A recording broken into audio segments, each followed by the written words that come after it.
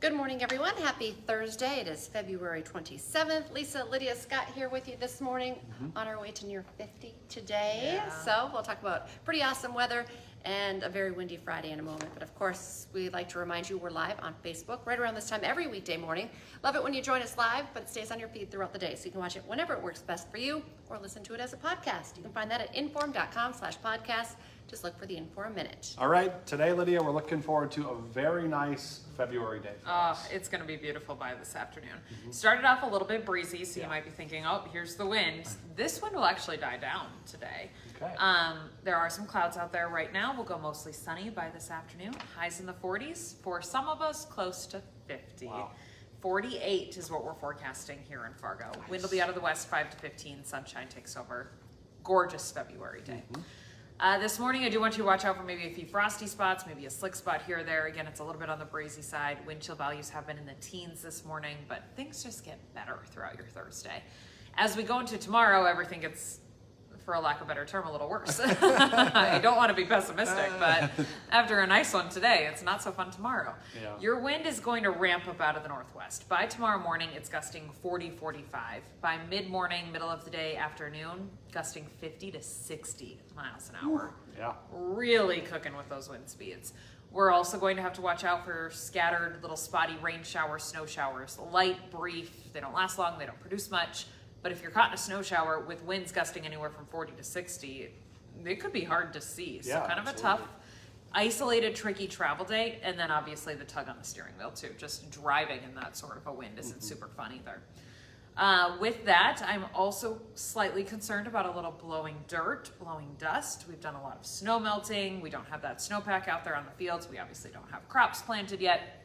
So a lot of that's going to be available to be blown around. Those are things we'll watch out for, especially in rural areas for tomorrow.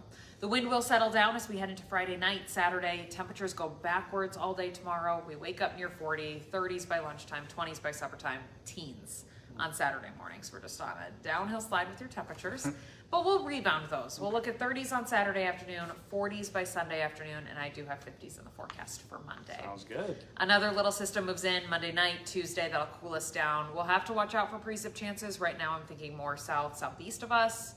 I'll watch the track of that closely.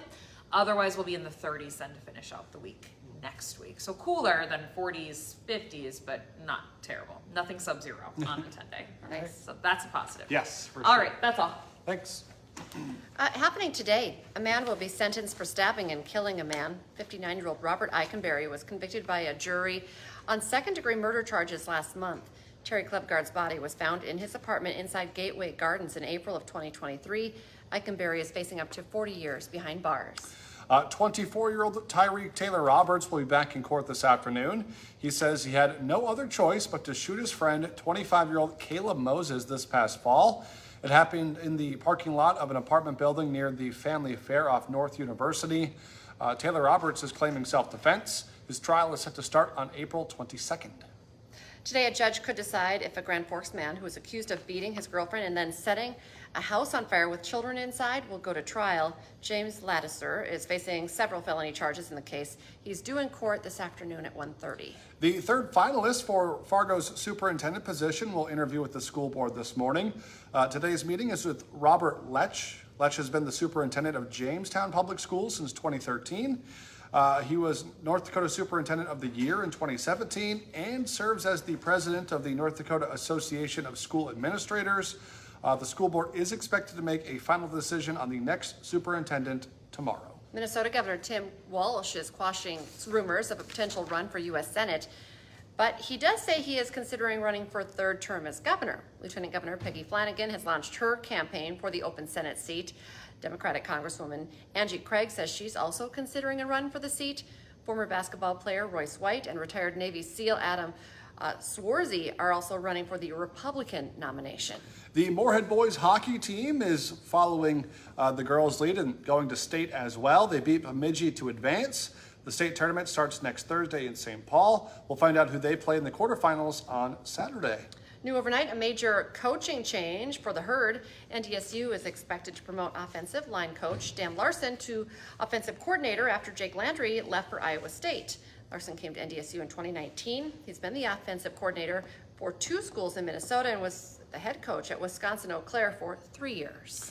Today on Hot Mic with Dom Izzo, I'm sure he'll talk about that. Plus, the Moorhead Spuds are returning to the state hockey tournament. He'll go over that. Head coach John Ammerman joins the show at 9:15 for a full recap of that win over Bemidji. Plus, the Bison wrapped up the regular season with a win last night and did it without Jackson Money. Will he be back for the Summit League tournament next week? That is from 9 to 11 on WDAY Extra. Remember, now's a great time to get your all-access pass to inform.com. All these news, weather, and sports headlines, just go to inform.com/subscribe to check out the deals. Join us for our newscast the rest of the day. Our next one's at 11, then 4, 5, 6, 9, and 10. And we'll be back tomorrow morning with First News from 5 to 7. Have a great day, everyone.